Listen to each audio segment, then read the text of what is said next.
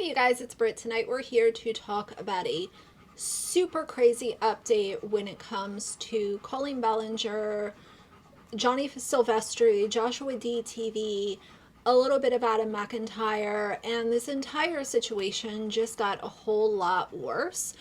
And I want to talk to you guys. So, heads up, this is probably going to be a long video, but I have a lot to say, and there's probably a lot that you guys want to hear about. So, if you're interested, please keep watching.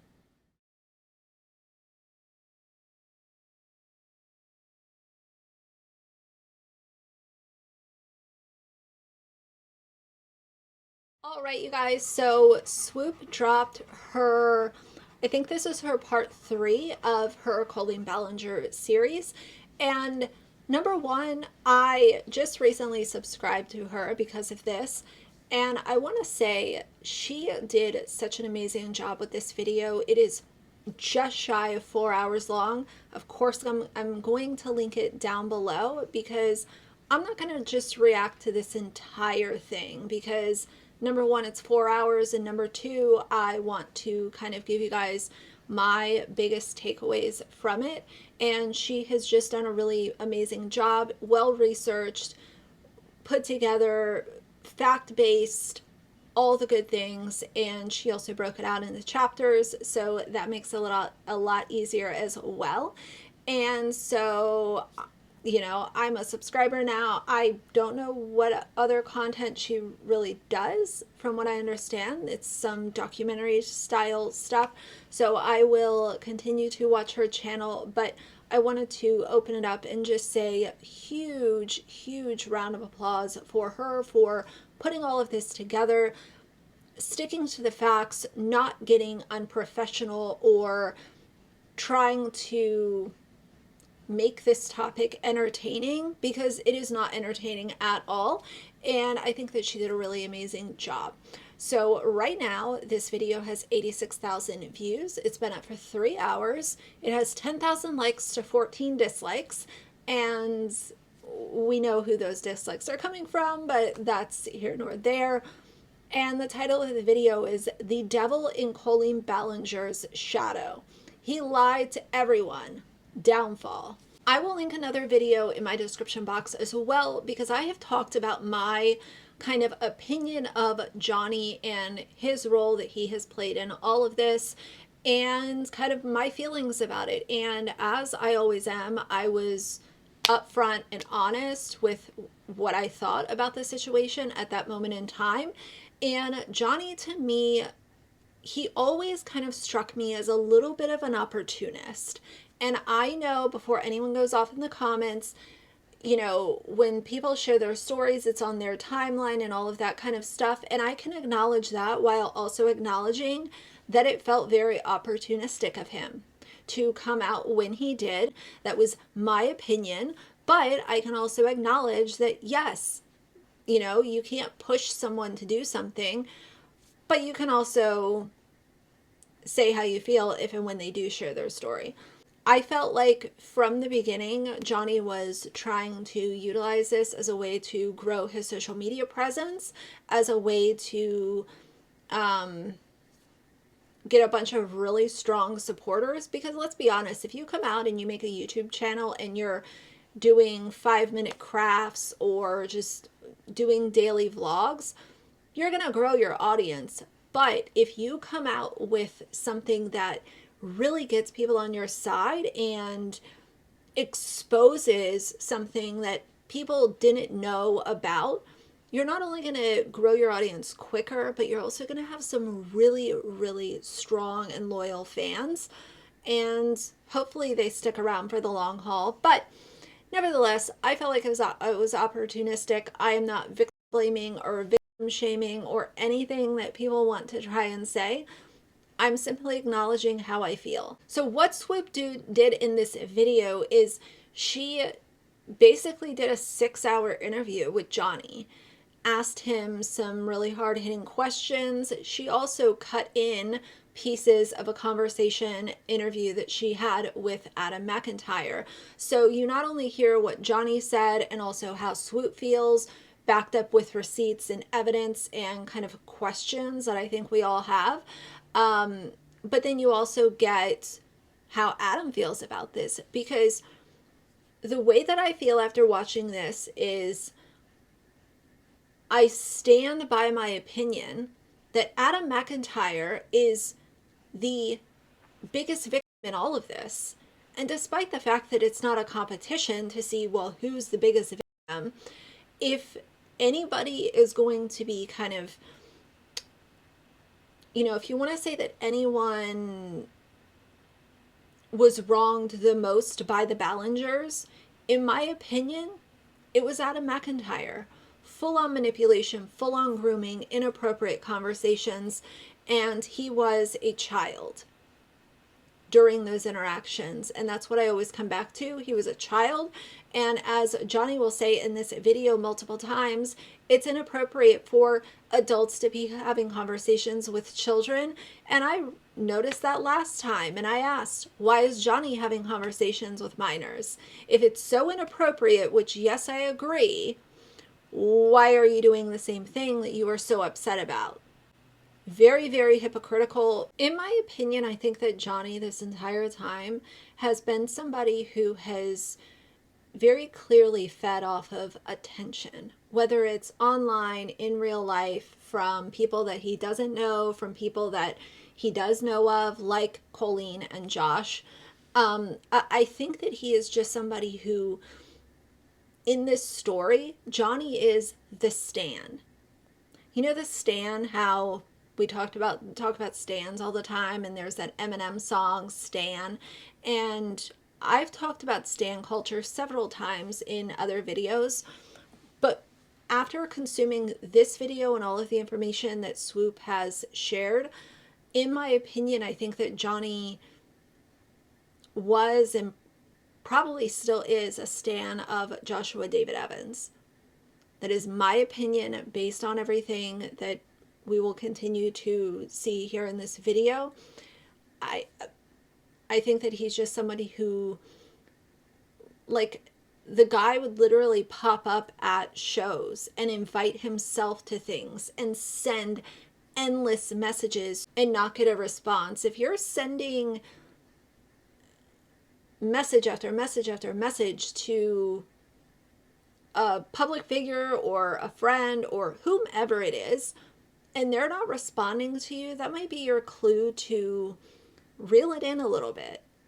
They're obviously seeing your messages and they're not even remotely acknowledging them. Maybe one thing, if they liked it and then moved on or whatever, that might be something a little different, but you're endlessly trying to force a connection here, and any little bit of attention, it didn't matter how he went about getting it. If it was by bullying other people, by sending Trisha's NSFW images, which we'll get into later in this video, by any means necessary, Johnny needed attention.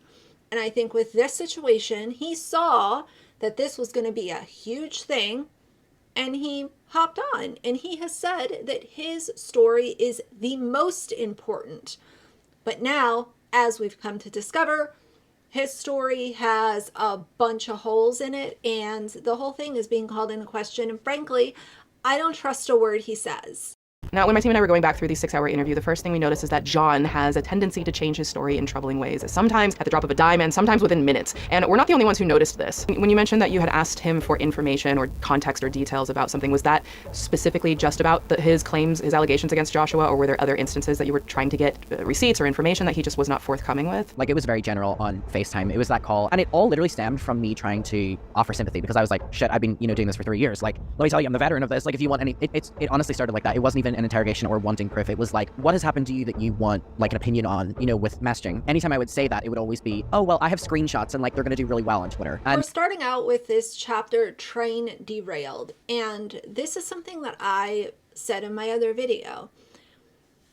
For me, it felt like Johnny the whole time kept saying, he was like suggesting that he had this big bombshell to drop that was just gonna expose everything and give people a really clear answer as to, like, what did Josh do to you for you to call him a P word?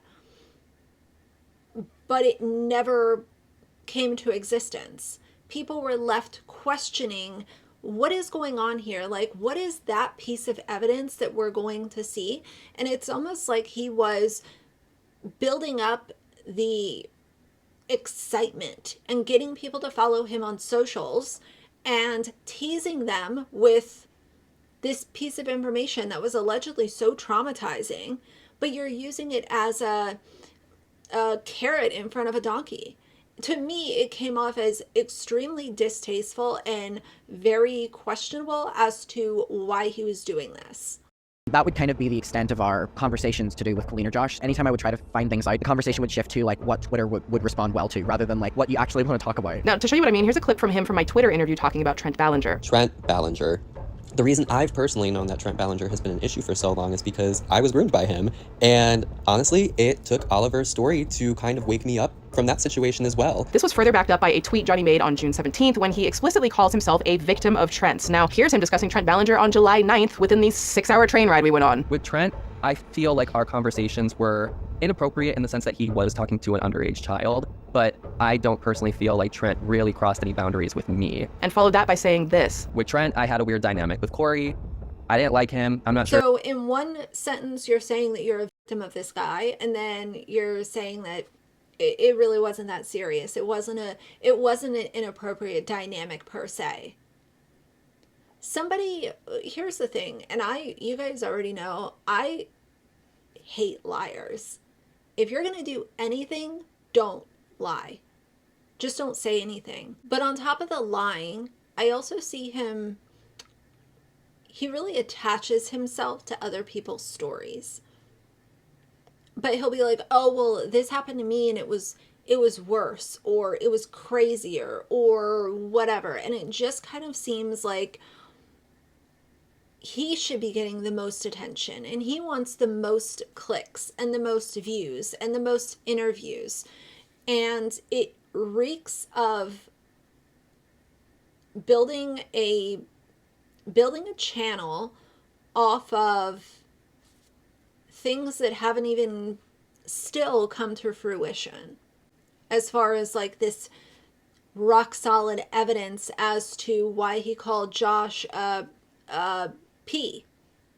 He liked me, but I wouldn't consider myself as a groomed victim by either of those people. So in one interview, he accuses Trent of being his groomer. In another, he says Trent did not groom him. Both of these statements cannot be true at the same time. And we thought, well, maybe, his opinion is evolving. But the trouble with that is that Johnny accused a man of grooming him on the record. And later, when he said he didn't groom him, he didn't retract his previous allegation. So it starts to feel like he's just throwing the word grooming around, which does a huge disservice to victims of grooming. And if my team hadn't clocked this inconsistency and aired his Twitter interview, people would hear Johnny openly accusing Trent of grooming him when he didn't. Trent Ballinger. I was groomed by him. I wouldn't consider myself as a groomed victim by either of those people. And it honestly makes a series of tweets that Johnny made referring to Trent being the only Ballinger to text him after the accusations went public look a whole lot stranger, since Johnny literally tells Trent, quote, "The good memories will always remain the same," followed by a heart emoji. But Johnny had told me that he was good friends with Trent only until a few weeks ago. He told me he really liked Trent. He was telling me behind the scenes that he really liked Trent. And this was whenever he was publicly supporting Oliver as well. But the biggest examples of Johnny's story drastically changing happens in how Johnny characterizes his relationship with Joshua to me. The most basic way that I can explain adult Johnny Silvestri's story is that when he was 16, his family took a vacation to New York City to see a Miranda Sings show because Johnny was a super fan, and he approached Colleen to autograph a paper crown that he had received for participating in the show. It was just a little family vacation we decided to go on and kind of revolve around this trip because I had been speaking to all of my friends and... So the paper crown story is a huge part of Johnny's story. This whole paper crown with the phone number and all of that. Here's my thing. If this is literally your origin story as to how you met this man who now you're calling a P word and he did these terrible things to you, if that is your origin story, you should know your origin story off the back of your hand. This isn't something that happened 40 years ago. This should be something that you are able to recite clearly, and get it literally the same fact pattern every single time you tell it. And the fact that there are inconsistencies and it's told in different ways, which we'll see in a second, makes it hard to believe, my opinion. Colleen and Joshua and the whole family for about a year virtually. And she never did shows in Illinois. So it was either you go to New York for one or you go to LA. The reason Josh is so crucial, Joshua David Evans, her ex-husband, is so crucial to my story is because I was not one of the close ones to Colleen at first. Now, according to Johnny, Joshua swooped in and signed it unsolicited, then secretly wrote his phone number and said something like, use this if you need it. And Johnny was confused. Here's how he told the story on the Do We Know Them podcast. New York, I'm 16, get this phone number and this crown that I'm given, right? He writes his signature on it after I had won it from being a part of the show, and then he opens it up and writes something in the inside and hands it to me and says, here, use this anytime. Kind of just gives me like a nod of affirmation, and I'm like, what the fuck? And I open it. And he's familiar with who you are because you and Colleen had... Tiny chat, Twitter. Oh yes, of course, from that. Yeah. I texted him that night and I just said, hey, like, thank you so much for giving me this phone number, and I let him essentially know that I will be respectful of it and only use it if I need. And he sent me something back like, don't worry about it, you're like a little bro to me. If you have any questions about the industry or you ever like want to work on some projects, hit me up. And here's how he told that same story to me the first time during our voice notes interview. And Josh really swooped in and scooped me up. He wrote his phone number on a little paper crown that I had gotten as a prize to be on stage at the show that night. And after he signed it, he opened it up unprovoked and he wrote his phone number. And here's how he told that story to me in our Zoom interview when he had given you his phone number. What was that like? At the time, it was very surreal. I remember him handing me back the crown. I feel like I remember him saying something like, use this whenever you feel like you need to, or something like that. And my attention that night on diverted over to Josh. I was more of a Josh fan than a Colleen Miranda fan. I was still heavily involved in the fandom, but Josh gave me so much attention that Colleen didn't really give me. So I felt like, hey, if I could at least be closer to him since I'm not super close to her. Do you remember what the conversation... So that's exactly what I'm saying. When I say that he thrives off of attention, when he wants he needs a reaction. He needs attention from anyone that will give it to him. And if it was Colleen or Josh, why would that not be absolutely fantastic? He is somebody who will go on later to explain how he dropped out of high school and wanted to get his start on YouTube. He has wanted social media fame and success at any cost. Was that you were having with him right before he put his number in a crown. They were just signing the crown. We were all about to leave. That's around the moment. I'm pretty sure Colleen said something about queefing. And my dad was like, what did she just say? And I was like, oh my God, I have Joshua's phone number. Really hope my dad didn't just hear Colleen say queef. Okay, and I guess I didn't realize that that your parents were, or at least your dad was there with you at the time that he was writing his phone number in the crown? Mm-hmm. Yeah. Okay, let's just stop right here and address the elephant in the room. Something that Johnny has conveniently buried the lead on in every retelling of this story imaginable. Johnny Silvestri's parents were right next to him when he got this phone number from Joshua. Yeah, I'm more clear. I guess I don't know how I missed it, that your family was there. Did your parents, did they know that he had given... I feel like his parents were totally in on this whole thing. I think it's very interesting that this interaction happened in front of Johnny's parents, because that's one thing where it's like, so your parents knew about this, and he goes on to say how they were proud of him. They were proud of him for basically popping up on Josh and kind of creating this weird parasocial bond with this guy who their son was a super fan of. Very, very weird.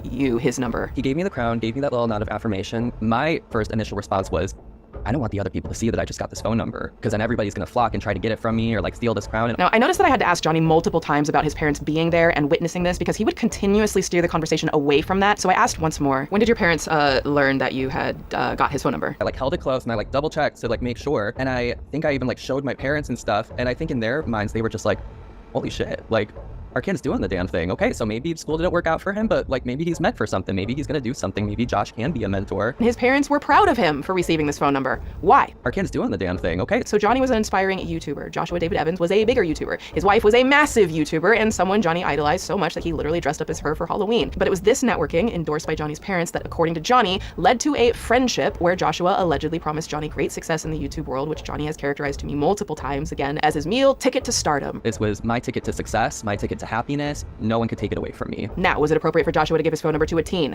No. There's a lot of context here that changes Johnny's story. Johnny has gone on the record many times talking about how his parents were supportive of his YouTube ambitions and would fly him out to shows across the country to see Colleen and Joshua, and often attend with him. In Johnny's own words, his parents have been supportive of all of this, including him receiving Joshua David Evans' phone number. And given what we know now about Joshua receiving messages of Johnny being a sad, lost kid, Johnny's YouTube ambitions, and Johnny's parents being supportive of him receiving mentorship, this story looks a whole lot different to me now. Yeah, Johnny has always really tried to paint this picture as if Josh giving him that phone number was some kind of like creepy, inappropriate gesture, which I don't think that Josh should have given him the phone number. However, knowing what I know now, as we have found out because of Swoop here, if Johnny was expressing that he was struggling so badly with his mental health that he wanted to drop out of high school,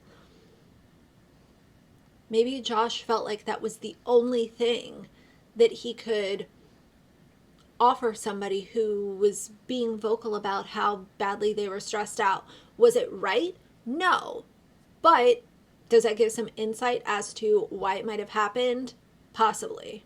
So I addressed all of this with Adam, asking Adam if he knew about this context to Johnny's story, and he started off by sharing a very interesting story about Johnny's parents. I'm going to keep this very limited because I'm going to be speaking about his parents, but it's to add context to what was said. He very quickly and like flippantly made a comment to me where his dad was going to be going on the record to a journalist. And I was like, really? Like, you only, came out with your story like this week. And he was like, yeah, like, would your mom not be jumping on this? Like, it's hot. Like, are your parents not going to jump on this? And I was like, oh no, like, this actually has been a very big issue for me and my parents. And he was like, oh no, like, they're talking to Huffington Post next week or whatever journalist it was. And it's like, never. Yeah, like, this isn't something that's like a hot storyline.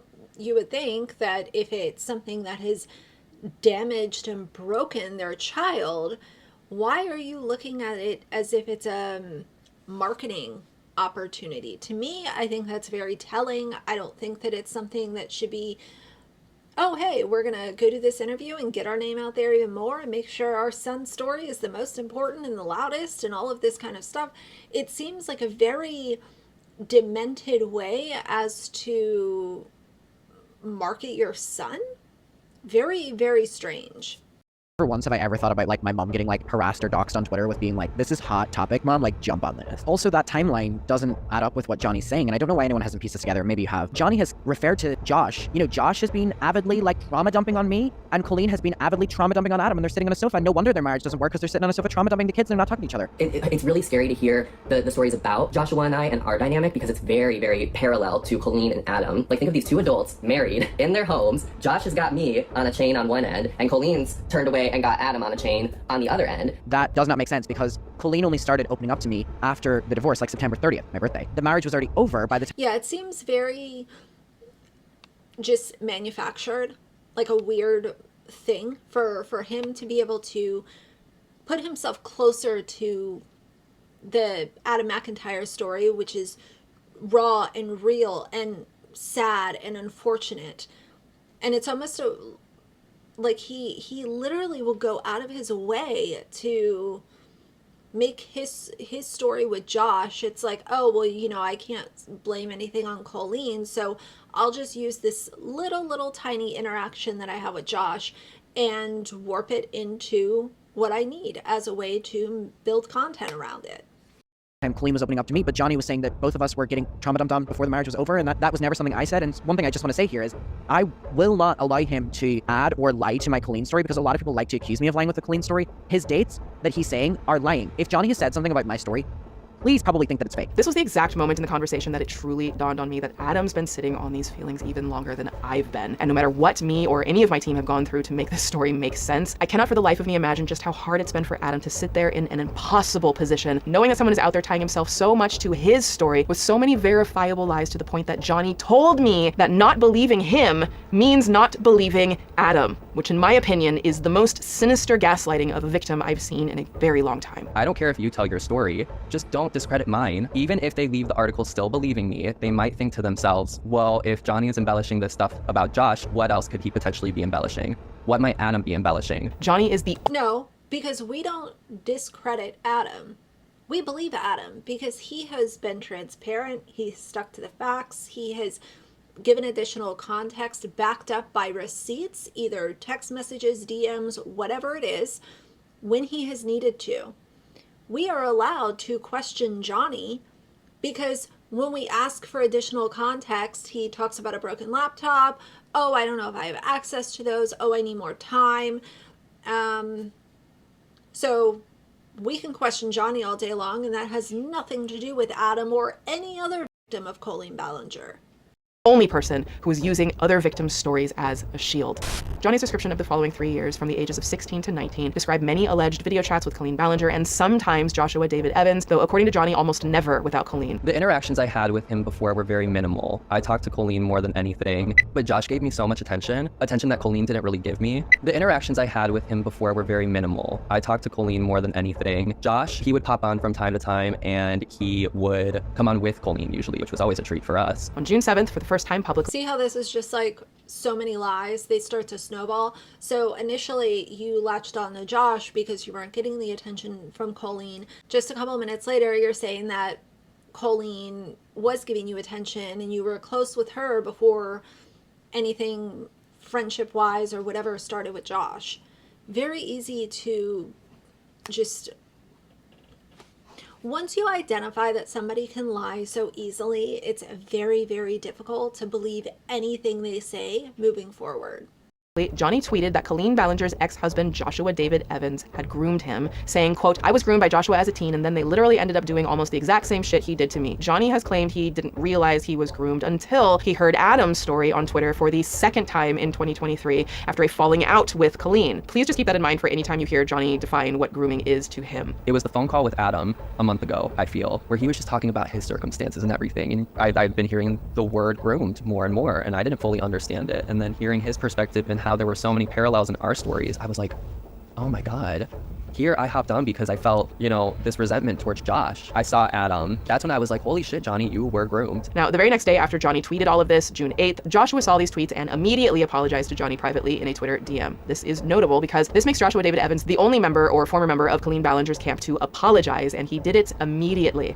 Now, I'm not gonna read the entire exchange, but within the apology, Joshua says it was unacceptable for him to give Johnny access to the Sarah Ridiculous Twitter account and for ghosting Johnny for what Joshua says is Johnny being excessive. Quote, "I was in the wrong. You felt abandoned or disregarded. That's the honest truth. Your heart mattered then, and instead of handling it head on, I thought you'd move on to something else. That was incredibly wrong on my part. You were young and deserved transparency and protection. I stress." So what this proves right here is that Josh's first apology to Johnny, he was apologizing for the part that he played in this situation. He wasn't apologizing for whatever Johnny was trying to, come up with in his head. He was apologizing for what he actually did. And now that Johnny's story is being called into question, things aren't adding up, there's limited transparency with some of this stuff, it's making Josh look like somebody who did the right thing. Even though leading up to that point, he did things that I personally wouldn't do still. But the level of hate and just venomous tweets that were sent Josh's way from Johnny, and then to now know that there's been half-truths, misinformation, and allegedly a whole bunch of lies, all while Johnny was doing inappropriate things in DMs with his own fans, who were children.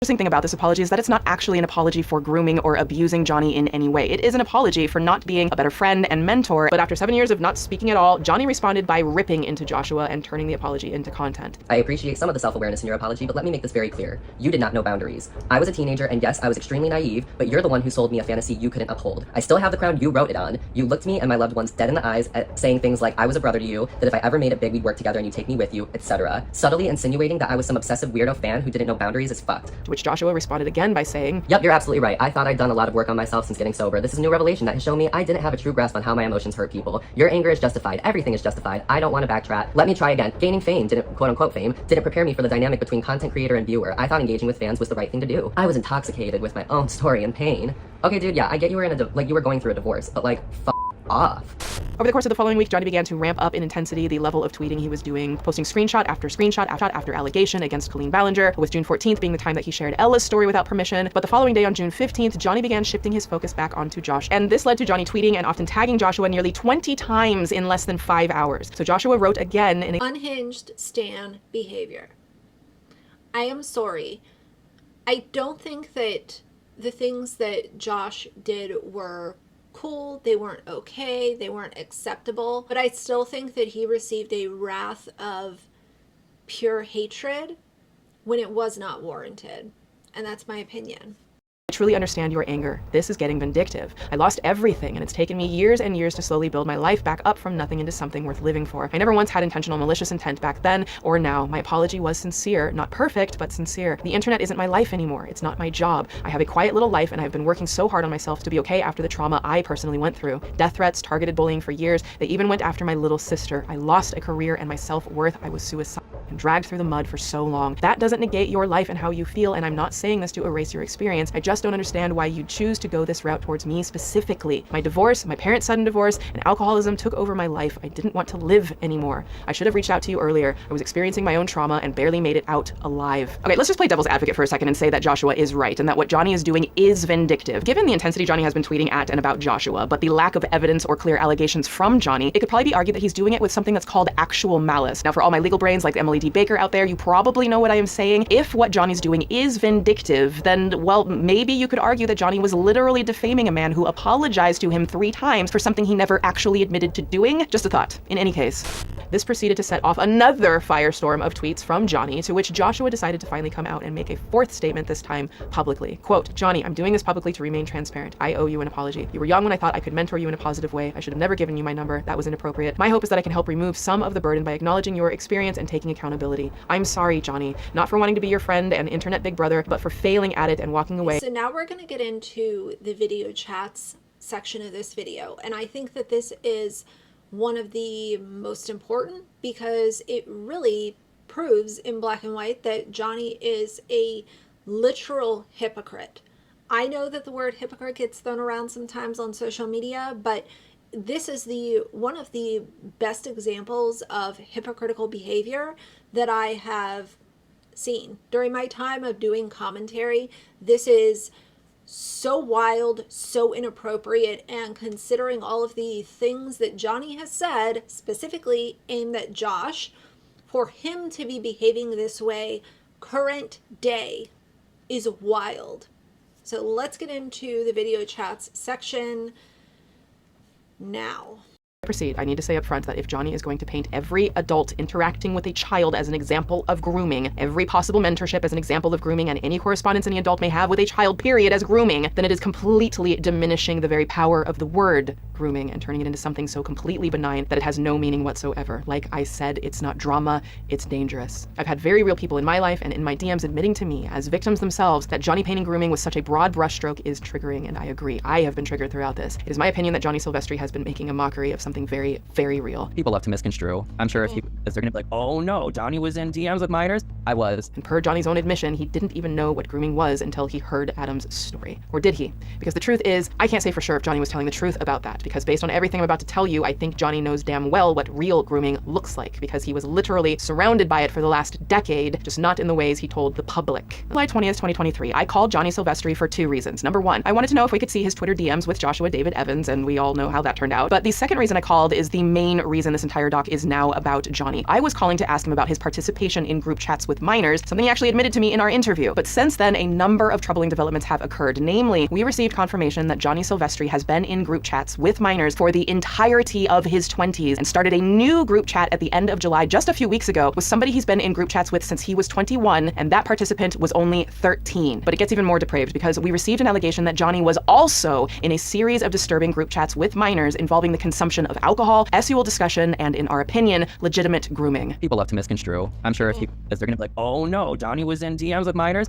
I was. I'll be the first person to say it. I was in the group that originally was a Colleen group chat that I had been added in. My friend, who I am not friends with it anymore, overtook that and created the group where he decided to start grooming teenage girls on the internet. You know, there were also chat rooms or DMs that I was added to during tour, and it was tricky because I didn't want to be in DMs with a bunch of teenage girls. Like, I was, you know, confident in my sexuality. If anything, I want boys. Well, Here's the whole thing. If you automatically think of people coming into your DMs and you think that it's going to be sexual, that's a problem. To me, that is a big red flag. And by your own admission, you saying that you are interacting with literal teenagers and then openly saying that when you think of people coming in your DMs, you're automatically saying that you're firm in your sexuality and all of that. And that part is fine. But for those two to so closely coexist, to me is a huge red flag. And to be in my DMs. Now, as a reminder, John, when he was on Colleen Ballinger'S crew back in 2018, when he was a 22-year-old man, would occasionally perform in her shows. Because of this, something interesting seemed to happen that, to my knowledge, hasn't really been discussed. John Silvestri gained fans, his own fans, and pretty devoted fans, something we discovered on accident while researching during part 1 because of the countless tweets and birthday videos and Stan accounts that were created for John from when he was an adult. There's also evidence that these fans sent him gifts, but something my team and I didn't know until we talked. So Johnny is telling his minor fans, love you. You already know how I feel about this. I cannot stand when YouTubers use this manipulative, disgusting language, because there is no way that a YouTuber can love somebody on the other side of the screen. Number one, if you're telling that to a minor, you are a super, super creepy piece of crap. And number two, if you're just saying it to somebody that you don't know, like, that, it's just impossible. It's fake, it's phony, and you're a fraud, and that's my opinion.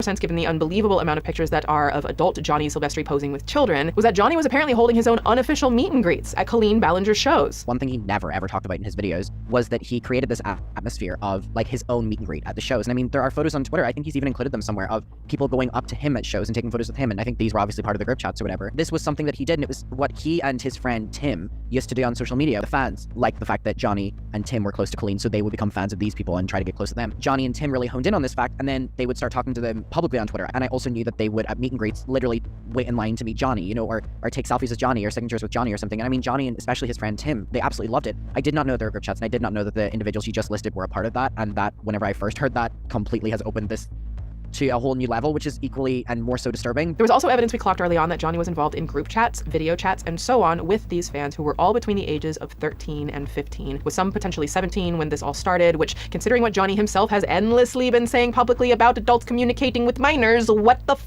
John? So we asked him about it directly. I am curious, like, since you appeared on stage throughout your experience on tour, we found some examples of people who became fans of yours, in essence, and almost like stans in some ways. Why do you think fans were becoming fans of yours as well? But because of Colleen. I don't know, just over time, people, they liked me. The first show, actually, I did in Austin with them, I had people come up to me and start taking pictures with me, and I was like, who am I to tell a person no? Like, this is cool. Now, this seems like a decent take. It's one thing in a public setting if, you know, if he was an employee of Colleen, and somebody who bought a ticket to a show came up to him and said, I would like to take my picture with you. That's something normal that's going to happen at a show, especially when we've talked about Miranda. Her entire auditorium would be filled with kids, even though her content is not for kids. It's disgusting, but that is something normal that will happen. However, you as an adult in the situation, you need to set a firm boundary. Taking a photo with a fan is different than taking that photo and posting it on social media. Number two, taking that conversation offline into DMs, group chats, fan chats, tiny chats, whatever you want to call it. Because taking a photo publicly is not the worst thing in the world. But when you take these conversations between an adult and a minor or minors into DMs or group chats, we have seen the kinds of things that happen in these group chats and video chats and building the parasocial connections, and things get inappropriate and creepy and wild and weird. All while he is stomping up and down until he is blue in the face, telling everybody how horrible Josh is. We're going to get into, in a minute, his friend Tim. Tim is another one. Big weirdo, and it was his best friend for 10 years. But John continues. The fans were honestly like a safety net at the end of the day, because when we'd wrap up a day of work and I'd be walking to the bus and I'd see all of these people who were excited to see me after I'm just sitting around people who I feel like can barely stand to have me in a room with them. Having people who supported me and liked me meant the world. There's 3 I can think of. One of them, actually. Now, I won't be naming any of John's fans out of respect, because even though they're adults now, they deserve peace, and I do not feel comfortable identifying them. But I want to point out that the specific fan he's talking about here was only 13 years old when they met John, and John saying this fan was one of his super fans. And it's what John said next, how Here's my whole thing. If you have somebody who you know is a minor, and you know that they are a fan of you, like, what on earth do you have to talk to kids about? this has been my point for the longest time. What does an adult have in common with a 12, 13, 14, 15, even 16-year-old? Like, what could you possibly talk about? Because I know for me, I wouldn't know how to carry on a conversation for more than maybe a minute with a teenager. What on earth do you have to have conversation about with a literal child? And you know that they're a child. That's the whole problem that we got into with the Colleen situation. You knowingly were being inappropriate in these chats when, like, you were well aware that these were literal kids, and you still handled yourself in the manner that you did. However, that caught me completely off guard. I feel like I have been able to be a mentor to some of these people. The fact that John is calling Joshua a predator because he was trying to mentor is effing wild. By Johnny's own definition, does this also make Johnny a predator? You know, there were also chat rooms or DMs that I was added. Hypocrite. He's a big old hypocrite. It's rules for thee, not for me, and how can I make sure that I'm getting, you know, as he said before, this social media thing, it's his meal ticket. And it doesn't matter who he takes down on his way to the top. During tour. And it was tricky because I didn't want to be in DMs with a bunch of teenage girls. Like, I was, you know, confident in my sexuality. If anything, I want boys, well, men, to be in my DMs, you know? Like, I don't want to be talking to girls. Now, I have to interject here. Let it be known that the only person in this conversation who made sexual reference to Johnny Silvestri being in group chats was Johnny Silvestri, unprovoked. And the only person who made sexual references and used the word boys was Johnny Silvestri. Like, I was, you know, confident in my sexuality. If anything, I want boys. Well, Like, why? Here's another thing that I think about a lot. Why are YouTubers or influencers using their followers as any form of, like, a dating pool? I don't understand that. I don't understand, like, the desperation. Think about, like, James Charles. Are you that desperate to connect with people that, number one, you're willing to engage like that with fans, where there is a unfair power dynamic or power imbalance? But now here we have him talking about automatically thinking about it being sexual when he thinks of things that are happening in DMs. Men to be in my DMs. Imagine if Joshua David Evans said that. Let's continue. You know, I pop in from time to time because it was fun. I'm not gonna lie. I was like, oh, this is like a weird world to be in. Like, I have fans now. Like, who am I to not say hi? Or like, it was. I think this entire video, anything that Johnny says, think about what if Josh said that. It will change your entire perspective of kind of this entire storyline that he has delivered during the time that we've been dealing with this mess. An ego boost. That applause, people shouting your name, screaming for you, I was like, whoa. And so I was getting added into these DMs, and if I'd pop in and just say, you know, hey, thanks for the support, everyone would freak out and I'd be like, oh, that was fun. On top of that, I was curious about why John would allow himself into chats that he claimed he didn't even want to be in. Colleen and Corey warned me. They said, don't interact with the fans too much. In hindsight, I can say now, I could have justified it and been like, well, I'm an adult. I don't want to. I shouldn't be in these rooms. Now, there's a lot here that's really interesting for me to unpack, because in the weeks following this interview, John has taken a more combative tone on social media against the adults in the situation engaging in video chats with fans. He posted this photo, which says, just an adult couple on Uvu with their kid friends, and this one, which derogatorily refers to Joshua and Colleen talking to their minor pals. He also posted this photo of Corey DeSoto, which scolds him for being a grown man telling a group of underage fans he loves them, which is something Johnny himself has done often and publicly with his underage fans while being an adult in his 20s, even as recently as last year, when we verified that some of these fans were indeed still underage. He was 26 then. Literally telling children, love you. Ew.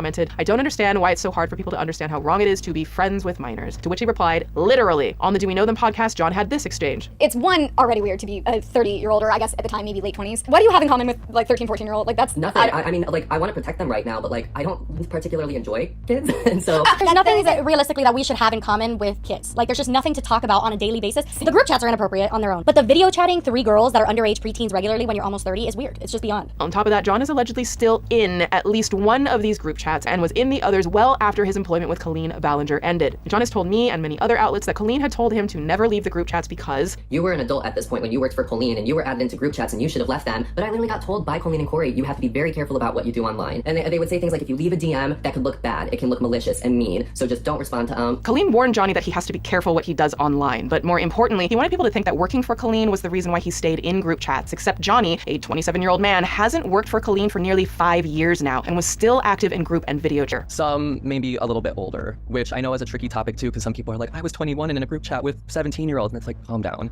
You're fine. The issue is the power imbalance that these adults. No, you're not fine. That's the problem. People want to bend the rules when it fits them and what they're doing. There is no reason, point blank period, for an adult to be having conversations behind the scenes with a 17-year-old. Period.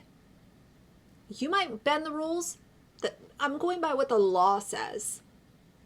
If you're under 18, you are considered a minor.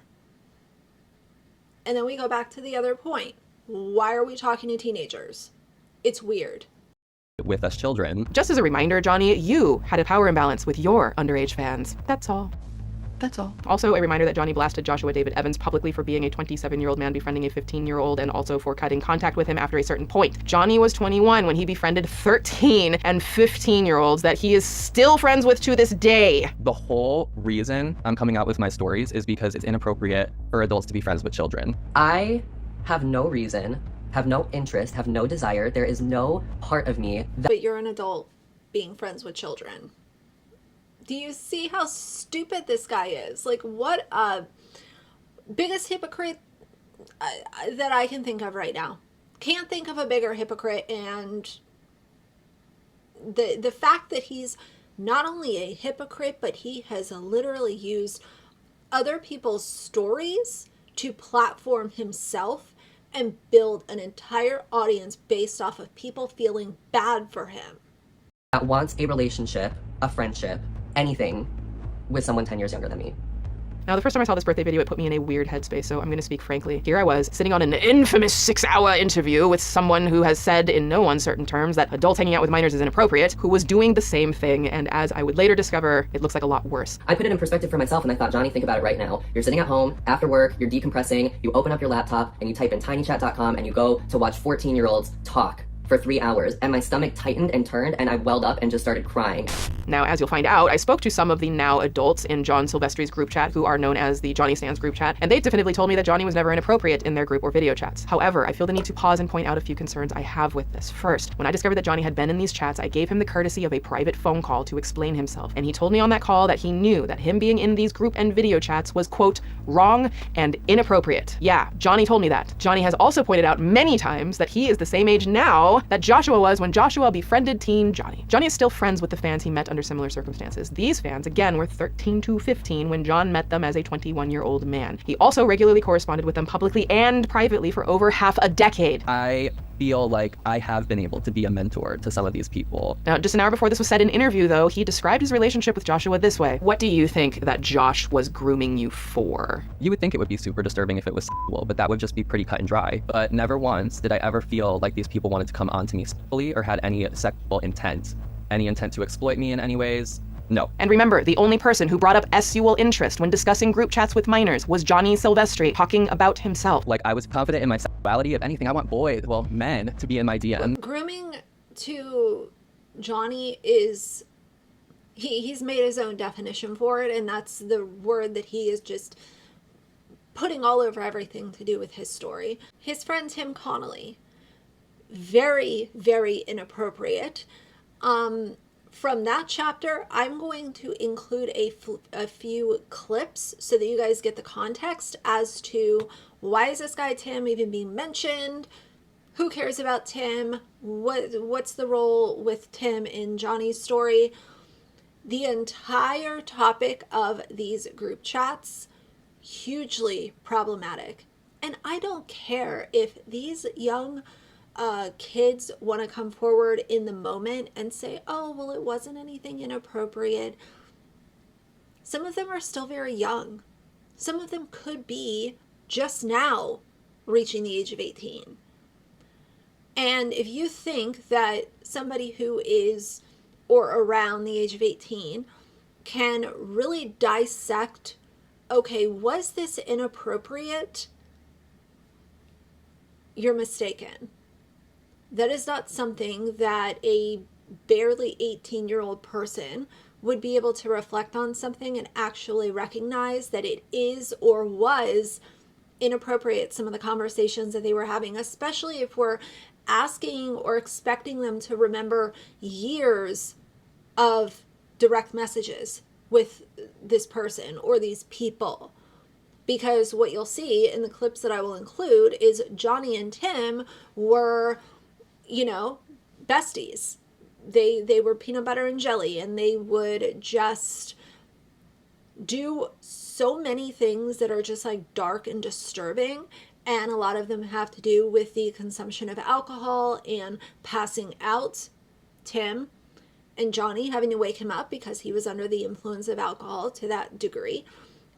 So I will include some of that for context. That Tim was trying to become a ringleader in his own fandom and started recruiting fans to bring more people to be his fans. The fans were honestly like a safety net at the end of the day. Soon, more adults began joining these calls alongside minors. Tim's roommates, who were also in their 20s, logged on or joined group chats. Talks about S and romance sometimes happened, which would be one thing if the chat were all minors, but Tim himself would give teens relationship advice and allegedly introduce them to new sexual words and situations, with our speaker providing an example of Tim mocking minors who didn't know what was. Tim would allegedly say things afterwards like, "Don't tell your parents I said or did this." If anything, when I would respond, it would be to help give him some life advice. And then alcohol entered the mix. According to our speaker, alcohol appeared up to multiple times a week on the calls, with Tim getting drunk to the point of passing out on video chat. Sometimes he even encouraged minors to drink as a joke, though sometimes Tim actually got the minors to drink on camera. Now, this next detail disturbed me so much, I'm just going to read it. Quote, "Some of these people were young enough to not even know what a hangover was. He would tell us what alcoholic drinks were better and give us drinking tips. He would get minors to drink a little, and then they would start drinking more and more." End quote. I don't have words for how disgusting this is. And I'm just going to read this next part because it makes me so horrified for our speaker. Quote, "There was one night Tim made an inappropriate comment on my body when I was a minor and he was mid-20s that really bothered me, but I don't want to describe it in detail for anonymity. I'll let you know they disclosed the full story to me on a call, and I completely understand why they responded with the following. Quote, "I will say I was so uncomfortable with it, I ended up throwing the clothes I was wearing away. He would also talk to us about wanting to hook up with guys and share his plans for getting with them to us, even when we were around 14 and 15. None of this even begins to scratch the surface on how Tim would allegedly weight shame his fans, body check his fans, gift fans with an Instagram follow or his phone number, would love bomb his fans into keeping secrets, manufacture drama in his and Colleen's fandoms, and most disturbingly, Tim would allegedly meet up with his underage fans in public, sometimes alongside his friends. This, according to our source, still happens to this day. Everything I shared is literally just scratching the surface on what a monster Tim Connolly allegedly is." So where does Johnny Silvestri come into this? Well, friends, not only was Johnny Silvestri Tim's best friend of 10 years, he was allegedly a participant in these chats for at least a year, according to our source. And our source has informed us that Johnny was at least occasionally active for the calls where Tim was drunk and encouraged minors to get drunk. In regards to Johnny, quote, "He would usually come on for shorter periods of time, whereas Tim would literally do his work from home job on video calls with fans. I know Johnny was sometimes on with the alcohol because a few times he had to call Tim to wake him up when he passed out drunk. Johnny having to call Tim multiple times when he was passed out drunk means he was very aware that this was happening. And most damningly of all, it was alleged that during these calls, Johnny would tell fans secrets about things he learned on the Colleen Ballinger bus tour, quote, regardless of his NDA. If you remember back to the definition of grooming, secrets was a pretty big one. According to our source, Johnny was literally rewarding his underage fans with secrets in group chats and video calls that were filled with alcohol consumption and sexual talk. Make of that what you will. And most disturbingly of all, our speaker statements ended with the line, quote, "I'm still very afraid of Tim or Johnny retaliating in a way that will hurt me, but I hope this statement helps and it doesn't escalate more." What makes all of this even more disturbing to me is that we also found a series of tweets where Johnny openly admits to being drunk while engaging with one of his underage fans himself when the fan was 15 or 16 years old at the time. The same fan that Johnny has been talking to and in group chats with since they were 13 years old, and they're still in private group chats with him right now. And even if the anonymous tip we received was inaccurate in any way, I need to point out that the timestamp on that photo I just showed of Johnny being informed that Tim was falling asleep drunk with minors in video calls that Johnny was also allegedly on is April 12th, 2020.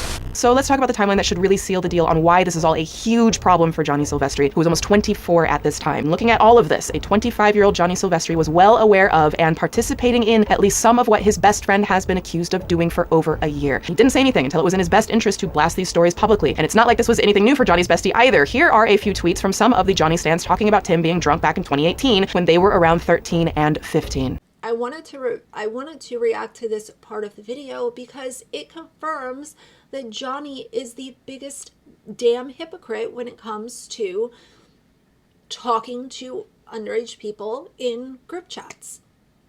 Johnny is a damn hypocrite, period. Tim. Even the Irvine Shadows tour story happened not only in public, but with Johnny's best friend and accused groomer Tim Connolly by his side. Every other photo Johnny has shared of himself with Joshua is either from a meet and greet where they would have like a few minutes to chat, or from running into him at a show that he surprised him at. Now, if you want to be technical, it appears Jonathan Silvestri has never actually been alone with Joshua David Evans, the man he's accused of grooming him. Now he goes on to, I want to move on to kind of what, in my opinion, it really paints a very clear picture as to why Johnny is being called a stan of Josh and doing some very unhinged things. But before we get to that part, I wanted to insert that, you know, Johnny has used the term ghosted, and Josh ghosted him, and, you know, everyone feel bad because he was ghosted. The timeline is incorrect. Johnny is putting on a timeline of him being ghosted, but when you actually look at it, the fact is that Joshua was dealing with a very public divorce, going through the disease of addiction, and having very, very serious mental health issues, including thoughts of unaliving. And Johnny's feelings are hurt because he was ghosted. Get over it. That's what I have to say. And now you have come onto a public platform after you have been apologized to numerous times by this man and continued to spit venomous tweets and content his way, knowing that this is somebody who has struggled in the past with thoughts of unaliving, addiction, and depression. And this is what Johnny is choosing to do. And in my opinion, he's not even basing it off of actual events and actual facts. And that's the problem. And that's why people have not fully been on board with Johnny's story. I want to stress for a moment just how important it seems to be to Johnny that we all know the center of his grooming allegations against Joshua relates to the idea of ghosting. That Joshua David Evans ghosted a 20-year-old man named Jonathan Silvestri. This man, I literally felt like was an older brother to me. He just ghosted me. He went ghost. We know that's not true. Johnny not only flew to see Joshua around 2 months after that message, and as far as we can tell, their last public Twitter interaction was in August 2016. Johnny had tweeted to Josh, and Josh replied, and I should note that Johnny has since deleted his tweet. Now, Johnny has continually left out the actual context of what was happening when he was, quote, ghosted in late 2016. So here's that context. In 2016, Colleen and Joshua were going through a brutal public divorce that left Joshua, as he's put it, devastated and with nothing. And the fandom attacked him mercilessly. Fought a lot of battles for her, got way, way, way too involved in their divorce. All of us did. All of us fans did. And you'll see tweets about that. Now, we asked Adam about Johnny's involvement in that. He loves to spread this online where he says about, I was equally on Josh's side. Johnny was one of the main people coming for Josh behind the scenes as well, and I know that for a fact. So it's so weird to me, this like thing he plays of, I was on both sides, and you know, Josh messed around with me, and that's why I turned against him and stuff. I was gonna, you know, fight for both of them and try to remain a loyal supporter to both of them because I truly did care about both of them. No, like the way we all acknowledge that we all did turn on Josh, Johnny was one of the main people as well that did that, if not more so because he had this personal connection to Colleen and him saying, I was playing both sides because I, you know, love them both and stuff. I'm sorry, but to a certain level, that is just bullshit. Now, Joshua has also shared that he was heavily battling the disease of addiction, was suicidal, and was trying to drink himself to death. Don't go and throw negative stuff at Colleen. I love her. I'm in love with her. I wish nothing but success and happiness for her. And that just does not involve me anymore. And for years after that, Joshua isolated himself and stepped away from social media, all while Colleen Ballinger was working behind the scenes to weaponize the entire fandom against him, including Johnny. I love you guys, and I hope I'll come back. I really want to come back. I just can't be here now. I gotta go find some kind of peace. Now, while reviewing my interview with Johnny and his statements in other interviews, he continually referenced times that he hung out with Josh, most often citing a coffee date, Josh having dinner with his family, and times they made content for their channels. The way Johnny tells these stories makes it sound like there were many instances of them hanging out, spread over a long period of time. In reality, his stories about this coffee date and there was a dinner with the family, those all happened in the same couple of days where Johnny and his family showed up and surprised Joshua at... Okay, so I think this is so weird that Johnny and his family literally showed up in Chicago where Josh was working a normal job. He was selling cars, which, by the way, no shame in that. Johnny tries to throw shade and claim that selling cars is not good enough. But to have your family go to a different city where this person is working their job that you are a super fan of, and like you literally just appear That is, I'm sorry, I think that is totally unhinged. Very, very weird behavior. But let's keep going. The auto show he was working at.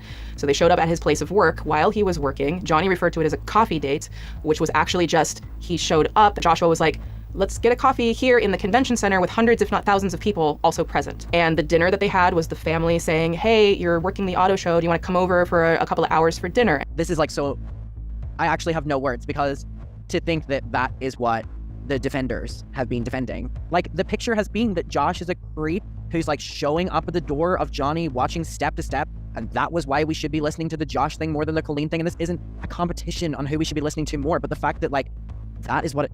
Yeah.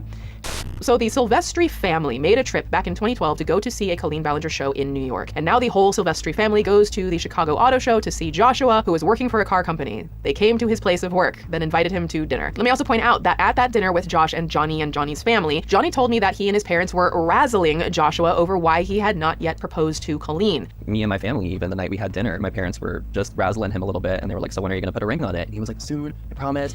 Number one, I want to say this because I'm sure most of you guys will know exactly where I'm coming from with this, but for anybody to pressure anybody else, I don't care if it's your mother, your sister, a distant family member, a friend that you talk to once in a while, to pressure somebody or ask them 50 questions about when they're going to get married, when they're going to have children, when they're going to move in together.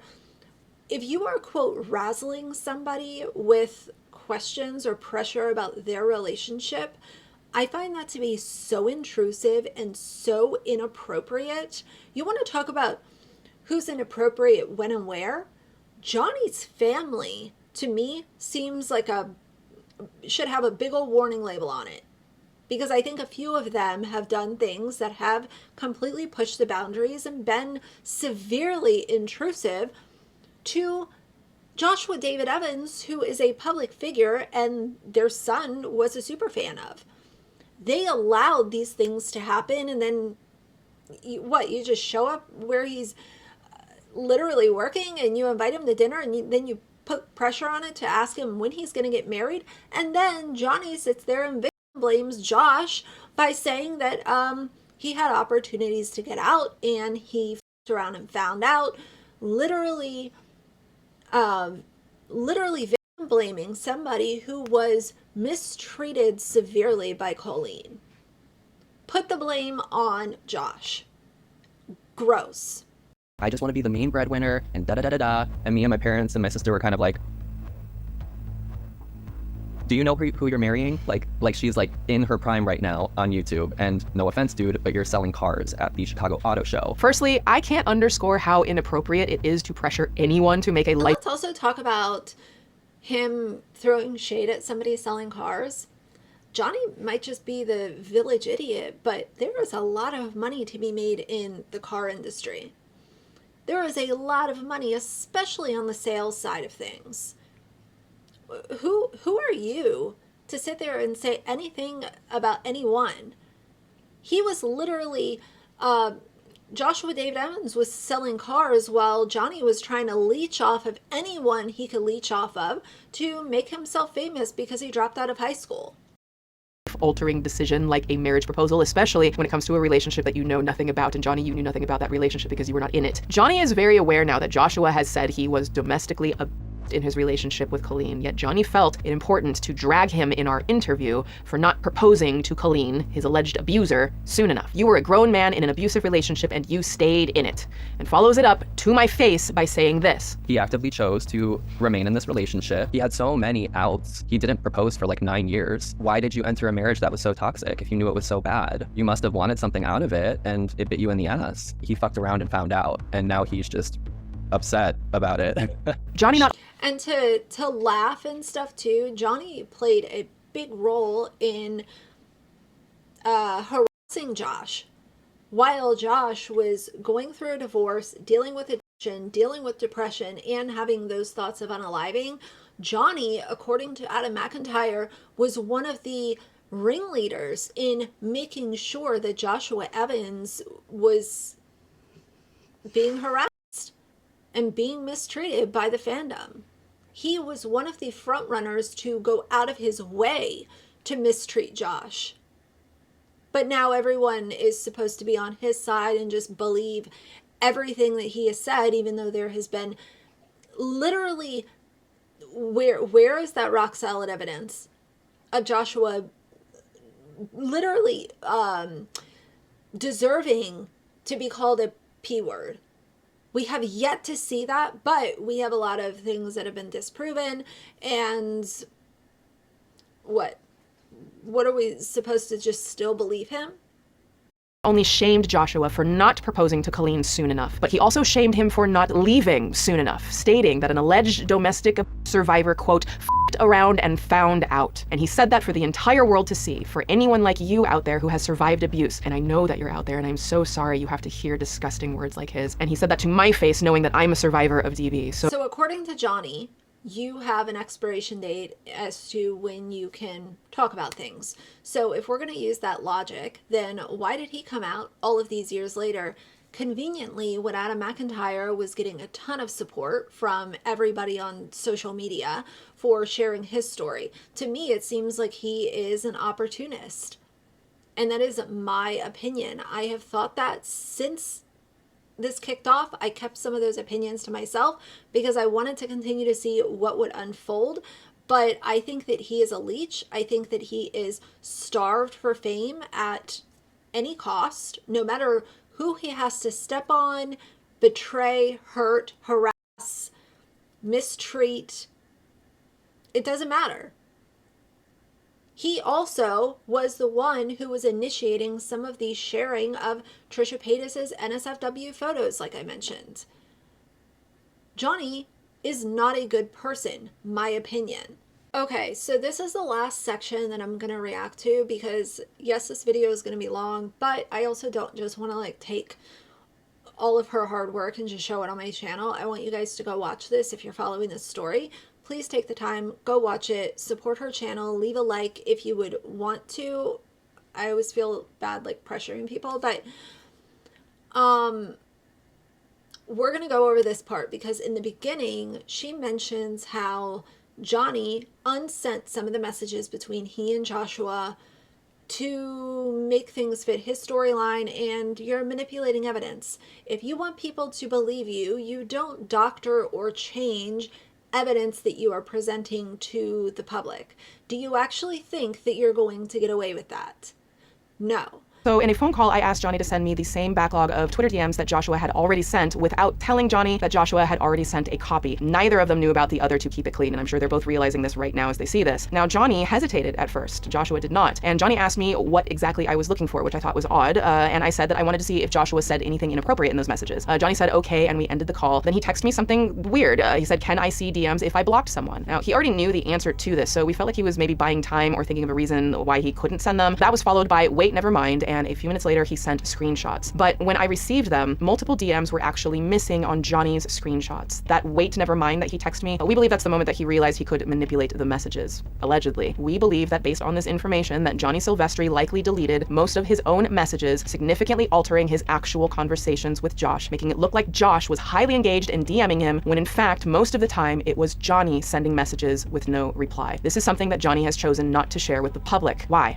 Now, for those of you who don't use Twitter, deleting messages only deletes them as they show on your side, but they'll still show up on the other person's side. So I'm gonna put them on screen so that you can see full transparency here. All we have to do is put Johnny's version of the DMs side by side with Josh's version and go down the line and see if something was missing. Messages were only missing on Johnny's side. Now, keep in mind, when you look at these, the blue and gray messages are reversed for each of the other phones. So the first message missing was on December 27th, 2012, where Johnny said, quote, Josh, how did you get through your high school years? I feel like I'm falling apart. There is just too much stress and I'm so depressed. And that tracks with Johnny saying that he was on the verge of dropping out of high school, and Joshua telling me that he spoke to Johnny because he thought Johnny was sad and he wanted to be an internet big brother figure. I eventually switched schools a few times, but it led to things getting worse and worse and worse, to the point where I really didn't have much other choice than to drop out my sophomore year of high school. But by Johnny leaving out that message, as well as the one that followed, it makes it look like Joshua was the first one to reach out here when it was actually Johnny. Changes the narrative. So why? Then as we scroll down on Joshua's messages, we get them to line up with the November 30th, 2013 text from Josh. Now this DM is a response to Johnny asking Josh publicly if he was going to be working at the next Chicago Auto Show, and Josh was explaining that he was not. The next several DMs from January 2014 were not altered. Johnny says that he was going to surprise Josh at a show in Minnesota, but didn't have the address. Josh sent it and commented, "You're going? Woo!" Now, it's important to note that Johnny lived in Illinois and wanted to drive 9 hours to surprise a man that he seemingly hardly knew on Twitter. Now, there are even more missing messages spanning over a year, starting in 2014, where Johnny tried asking Joshua for some YouTube advice, which went unanswered by Joshua. A message from Johnny asking if Josh wanted to hang out after their show. Joshua does not answer. Now, it was a Miranda Sings show at the Rialto Square Theater in Joliet, Illinois. And then Johnny DM'd a series of the following. December 9th, 2014. "Hey, can I tell you something?" No response from Joshua. This message is missing from Johnny's screenshots. A month later, in January 2015, quote, "I need to talk to you." Again, no response from Joshua, but missing in Johnny's screenshots. Now, the next one is in Johnny's screenshots, dated March 16th, 2015. "Hey, I need to talk to you ASAP." And again, Joshua did not respond. I have tried to rationalize every excuse to explain this, but it appears to me that Johnny Silvestri deleted messages in an attempt to manipulate the narrative and lie to me in the process. Why? And how did we end up in a position where Joshua David Evans, of all people, was able to pull an Adam McIntyre, painstakingly scrolling through all of his DMs and giving me more transparency than it looks like Johnny has, a person who has accused this man of grooming to national news outlets, massive podcasts, and web shows? We're going to get into this part where she really breaks down the iMessage thing and gets into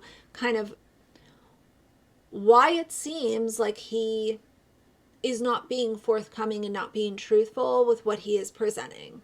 Y'all remember back to the beginning where I shared that we believe Johnny likely doctored evidence by way of deleting Twitter DMs he had with Josh before sending them to me? Well, the truth is, and I think we're deep enough into this that I can say this quite clearly, I feel like Johnny lies to me about like everything. And I want to show you that my team and I did absolutely everything in our power to try to make Johnny's story make sense. So I asked Johnny this. Do you still have, I'm just curious, do you still have your text conversations with Josh? That I can check because my old MacBook Pro revived itself and I have to move quick and in small segments. So I really wanted to get the Colleen information, the meat and potatoes. So aside from a few edits for pacing, that was Johnny's complete answer to me asking him if I could see his text messages with what he has been saying about Josh, I would think that the meat and the potatoes would have to do with Joshua, because he is the one that is being labeled as a P word by Johnny. So I would think that the meat and the potatoes for Johnny would be evidence against Josh, not things to do with Colleen. Joshua David Evans, which I found interesting. Afterwards, I messaged Johnny asking if he had a specific text message from Joshua, which he sent to me pretty quickly. And it's like, well, how could that be if he hadn't looked to see if he had text messages from Josh on his old computer? 10 days later, I had a phone call with Johnny and then confirmed this in text. I said, "Let me know if you're able to grab any text messages." And he responded, "So far, no luck, but if I get my hands on any, they'll go straight your way." I mean, this looks like he lied to me, right? On that phone call. And in text, we know that he has, at the very least, some text messages between him and Josh. He should know that we know that because he sent it to us previously. I just found the text message where he asked me to run the account and gave me the account information, which he tried to gloss over and pretend didn't happen, but I have the proof now. Now, let me be blunt. I don't believe Johnny has trouble accessing his old messages at all. In fact, I believe Johnny is not only accessing his old texts on an old computer, but also has full and complete access to those same messages on his newer computer that doesn't have any function problems. iMessages opens on whatever device you log in on, okay? Detective Swoop is like, yeah, okay. I had run Twitter accounts for him that he encouraged and he asked me to run for him. I just found the text message where he asked me to run. The Twitter account, by the way, I'll just insert as a side note. From what I understand, Joshua just gave that account over to Johnny. So I think that he was trying to kind of make it seem like, oh, he asked me to run this and I was given this special privilege simply because Adam McIntyre and Colleen, she was allowing Adam to create content for the Miranda Sings Twitter account with her approval. They would, kind of work on things together. This situation is not like what happened with Adam at all. Joshua just gave that Twitter account over to Johnny. It wasn't a collaborative effort where there was approval and a promise given of a paying job down the road like what happened with Adam. So this thing, like, he constantly takes other people's stories and tries to kind of mold his story into something that might get more pity, more clicks, more sympathy. And again, I don't think that Josh has been an angel in this, but if you are willing to manipulate what you are presenting, it's very hard for me to continue to have pity for somebody who is being dishonest. I think you guys know that much by now. account. So when I asked Johnny if he could send me the text messages between him and Josh about the Sarah Ridiculous account, he sent me a screenshot of his old computer with iMessages open in the background and a shot of their text exchange about Sarah D. But then my team and I noticed that the open text window he's showing has an iPhone file name at the top, indicating that this was a screenshot that was taken with his phone, which then made us think he has access to his old messages with Josh on his phone, took a screenshot of it, put it on his old computer, and then took a photo of it all together to make it look like he can only access it on his old computer, not his phone. Then we looked even closer. The iMessage window that is open behind it, that has the exact same screenshot of the Sarah D conversation in his messages with a larger blue bubble under it, meaning Johnny has sent this same screenshot of his messages with Josh to someone else. I don't know who, doesn't matter. But I still couldn't shake the suspicion that he's lying about having easy access to all of his old messages. So I looked even closer. Okay, so stay with me, okay, Detective Swoop, okay, we're doing this. So when you zoom in on the screenshot he sent, you can see this shape. It's a dark silhouette of a tree on a mountain. How do I know this? Because it's the default Mac El Capitan operating system desktop image. Yes, I'm a thorough bitch. And I remember when I saw this before in Johnny's post of the Trisha Paytas nude pics that he made on Twitter. When you zoom in, you can see that identical tree shape in the desktop background, and the iMessages bar has the same green half gradient at the top. I believe these to be the messages displayed on that same old computer. Now, here's where things get really f***ed up. John told me that he had sent a private apology video to Ella apologizing for when he and Colleen were bullying Ella behind her back. I asked to verify it, and he sent me 2 clips. The first was him filming a computer that had the old messages pulled up, where he's scrolling through the messages and giving commentary to Ella about those messages. This was odd because in the video, the computer is clearly different. It looks to be like an iMac or at least an Apple display, and you can see the background is different. That's a sandy beach scene with sand at the bottom and clear blue water at the top. And the iMessages window is in dark mode, not the white iMessages window from his previous screenshots, which means, in my opinion, Johnny Silvestri not only has access to his old text messages on his old computer, he also has instant access on his newer computer, which he's never claimed gives him any trouble. Furthermore, this would also mean that Johnny Silvestri would also likely have access to his old messages on his phone because it's Apple. Just log in. A perfect example of this can be seen in Johnny's Ella story. In those screenshots that he tweeted, those were from his newer computer. And this is the whole thing, like when you have iMessage, if you have an Apple laptop or desktop or whatever, you guys will know, like, iMessage is pretty easy to have access from all of your devices. That's why a lot of people love Apple products. So this whole thing, I don't know, to me, what better excuse than to say that your laptop is broken and it only works for a second, you have to move fast. I don't know. The same sandy beach scene that matches his video that he allegedly sent Ella privately. These tweets were not from his old computer, and they happen to have older timestamps than the screenshots that he sent me of his old computer messages. Like, literally, newer messages are showing up on the old computer and older messages are showing up on the new computer. Make it make sense. So all I can think at this point is that he can get the old shit on a new machine. So 10 days after Johnny sent me the Sarah D screenshot, I had a phone call with Johnny and I asked him if he could send me his text messages with Josh, and he blamed the old computer again. And it's tricky because if I move it a little bit, it shuts off completely. He then confirmed this after when I text, "Let me know if you're able to grab any of those text messages." And he responded, "So far, no luck, but if I get my hands on any, they'll go straight your way." Now, it clearly appears to us that Johnny has access to his old messages. So why, when I ask for messages specifically pertaining to Joshua, the man he's accused of grooming him, of being a predator, and worse than Colleen, why is he still tap dancing around this very simple question? Why won't he send me the messages? Do you still have your text conversations with Josh? That I can check.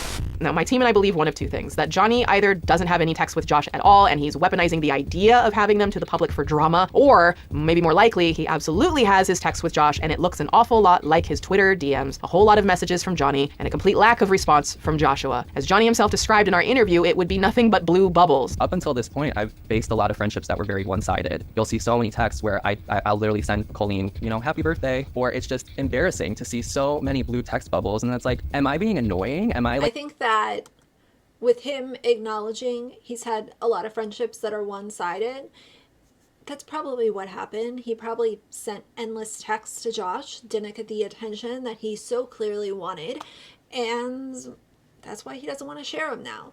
I will include a clip of his role in the Trisha Paytas thing because I also think that that's important. I think that it speaks to kind of the toxicity that this guy has created. In all of Johnny's statements about these Trisha photos, from what we've seen, Johnny has never once admitted to all of you, the public, that he also initiated sending nudes unprovoked. He's kept that hidden, but for whatever reason, he admitted it to me in our interview. I guess 6 with Swoop gets the people talking. If I'd find a photo, I'd follow Trisha. So if she'd post something publicly, or sometimes I would literally just go to Google and type in like Trisha Paytas nude. But I never did it to body shame Trish. I will say on one account, there was something that was nasty of me that I said. In regards to her body, Yeah, Johnny, as an adult, would Google Trisha Paytas's nudes and send her photos back to Colleen, but somehow wasn't body shaming Trish in the process, something he has withheld from the public, and I wonder why. I would go the extra lengths to find my own picture to send back, and I'd be like, hey girl, you know, like, posted a new Instagram, how do I look? And then she'd be like, oh my god, you're dumb, but you looked hot. Just little things like that. Just little things like that. Listen, I know he said he was an employee and he was under Colleen's spell, and there's some truth to that. It appears Colleen was a very manipulative person, but Johnny is still, to this day, when he shouts from the rooftops that he knows right from wrong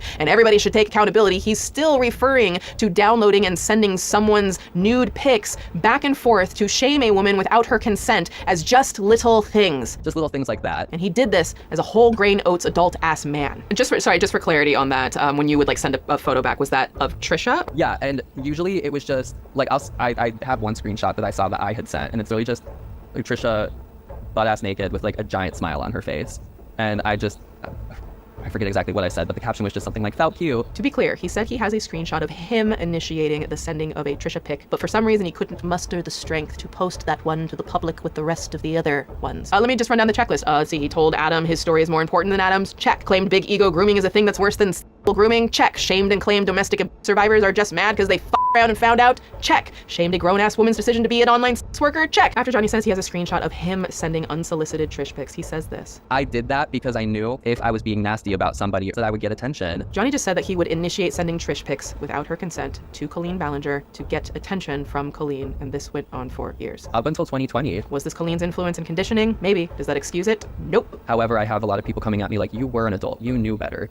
Sure, that's a fair argument. Johnny Silvestri, in my opinion and my team's opinion, is a leech, allegedly. He got his start on YouTube World by trying to network with Joshua David Evans as a teen, and when that situation did not go the way he wanted it to, he made the decision when he was an adult to begin joining in on harassing Joshua on social media. He pivoted over to Colleen Ballinger and began trying to establish himself as an integral part of her world as what can generously be described as the second Corey DeSoto, but less clever. Like, he's literally like a diet Corey DeSoto, only with that shitty pink pack of saccharin instead of like the Splenda. I struck out with Josh. Maybe Colleen can be my redemption, which is what inspired me and encouraged me to put myself out there to work for her. When that didn't work, he moved to California, where he lived closer to a man named Tim Connolly, his best friend since around 2013. In 2020, still clinging to the Colleen Ballinger dream ticket, Johnny Silvestri supported Colleen when Adam first came forward with allegations against her and publicly shamed Adam for speaking out. At some point between then and now, something happened where Johnny and Tim stopped being friends, and somewhere around January of this year, it became incredibly clear to Johnny that he no longer had a place in Colleen Ballinger's world. And when Adam's story came back around this year, just a few months after whatever that falling out was with Colleen, it truly does appear like Johnny was able to finally snap back at every single person he had leached onto the entire time he'd been trying to make it an entertainment that he believed wronged him in some way. Joshua David Evans didn't take Johnny with him,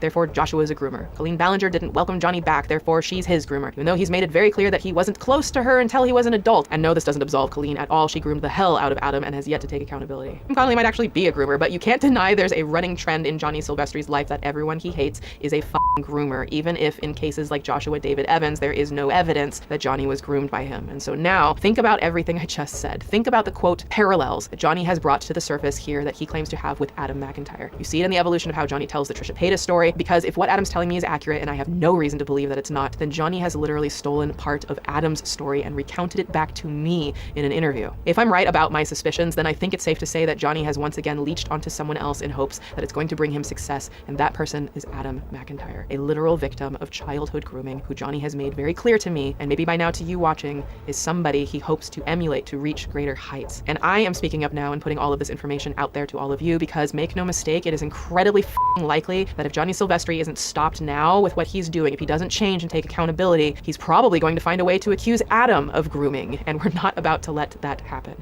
This entire video to me had my jaw on the floor. Like I said, if you guys are following the situation, yes, this is a Cliff's Notes version of the breakdown that is, the whole video is 4 hours, just shy of 4 hours. But if you're following this, please go watch this, because there are a lot of small details that I didn't include in my video just for time's sake. But my biggest takeaways are that, in my opinion, Johnny is dishonest and he's a hypocrite. And I don't think that the man should be trusted in my eyes. And I'm not saying that that should be that way for everybody. But I think a lot of people will watch this video and most likely come out with a similar feeling after seeing everything that was presented. Now, Swoop has a final part in this where she is doing a full interview with Joshua. I will make a reaction to that with my final thoughts, since I know that there are going to be a lot of things that are just worth talking about after that interview goes up. But for now, I wanted to talk about this. Just so crazy what some people are willing to do just to get people to like them, give them attention, click on their video. And I think that this is like a grain of sand that he embellished into a freaking boulder, and people wanted to believe it until it was like, okay, we still haven't seen that piece of evidence. What's going on? More time passes by. And then this video comes out really shining a light on everything in a 4-hour expose. I'm going to call it an expose because it was well done. And I think that a lot of you guys are going to have the same thoughts. But let me quit blabbering for now. If you like the video, please leave a like in the comments. And if you'd like to see more from me in the future, please subscribe. I'll see you guys soon. Bye.